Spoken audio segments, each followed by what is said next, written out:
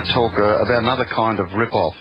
We're going to talk about the welfare rip-off by a lot of people who claim refugee status. Would you believe, this is the figures, the Centrelink benefits have gone up nearly 40% to an estimated $628 million over 2 years. Hello, I'm Jonathan Holmes, and on Media Watch tonight we're going to talk about the rip-off perpetrated by people like Howard Sattler, who feeds his listeners figures he hasn't checked and doesn't understand because he thinks and hopes they'll lap it up. And here's another rip-off artist, this time in Sydney. Now, the total cost of Centrelink benefits has increased to refugees 40% in 2 years. Now $628 million. Sit down, don't start smashing the doors down. And a rip-off artist in Brisbane. Don't let anyone say we are not generous financially as well. There's been a 40% surge to an estimated $628 million per annum in just 2 years. Those figures didn't come direct from the government, but from Channel 9. And it's 9 News that's perpetrated the biggest rip-off, because they're profoundly misleading. Its story aired nationally last Monday night. Here's how Peter Overton introduced it in New South Wales and the ACT. With no end in sight to the current wave of asylum seekers, 9 News can reveal the true welfare cost to Australian taxpayers. A special investigation has uncovered the massive Centrelink bill to care for our new refugees. Current wave of asylum seekers. True welfare cost. New refugees. Remember those words. And here's how reporter Denham Hitchcock's story opened.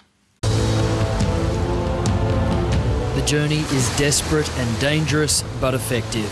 This year, more than 1,600 boat people have made it to Christmas Island, and almost all will make it to the mainland. Many more refugees arrive by plane. Figures obtained under Freedom of Information show last year 13,500 asylum seekers were granted refugee status. Almost 3 out of every 4 are on Centrelink benefits. Sinister music, images of boat people, 3 out of 4 on benefits. But who were those 13,500 people that 9 calls asylum seekers? According to the Department of Immigration, the vast majority of these people came to Australia on valid visas as part of our dedicated offshore refugee resettlement program, or were proposed as special humanitarian program entrants. Largely, they were not asylum seekers. In fact, more than 11,000 of those visas were granted before they arrived in Australia to people who'd been waiting sometimes for years in what immigration ministers like to call the queue. Nearly 2,300 more visas went to people who arrived by plane and then asked for asylum.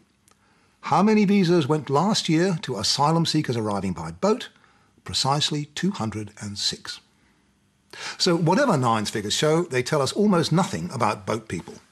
In fact, they tell us nothing about recently arrived refugees in general, and 9 knew it. These are the documents that 9 acquired from Centrelink under Freedom of Information. They show how many people on different kinds of refugee visas were receiving benefits on a particular day. Each contained a statement like this. The data reflects the number of customers who have ever held a refugee and humanitarian visa. They might have arrived in Australia at any time since the Second World War. Many of them are now Australian citizens. They may have worked for decades before getting the age pension, or arrived as small children 20 years ago and had a baby of their own and got a baby bonus last year.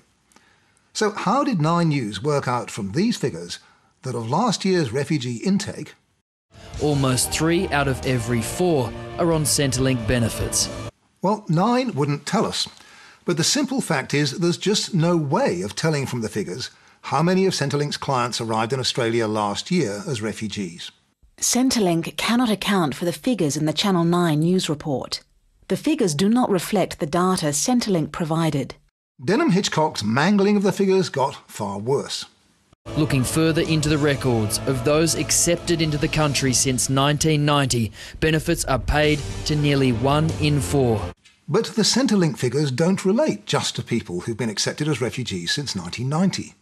They include anyone receiving a benefit who's ever been given a refugee visa, a potential pool of some 700,000 Australian residents. Nine's claim that 1 in 4 of those people are on benefits doesn't stack up. And neither does this figure.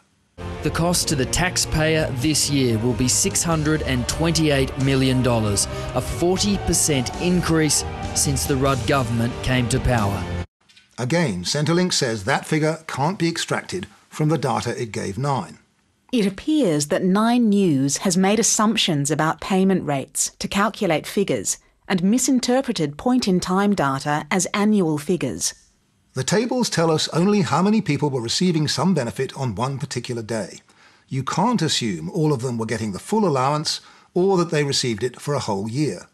Calculating the true cost to the taxpayer, says Centrelink, would be a large, complex, expensive and lengthy exercise. You can bet Nine didn't do that.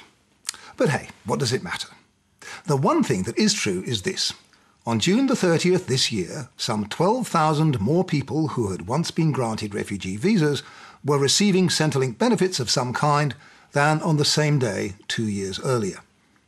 The most likely explanation for that has nothing to do with boat people or our recent refugee intake in general, which incidentally was lower last financial year than it was in 2005 to 6.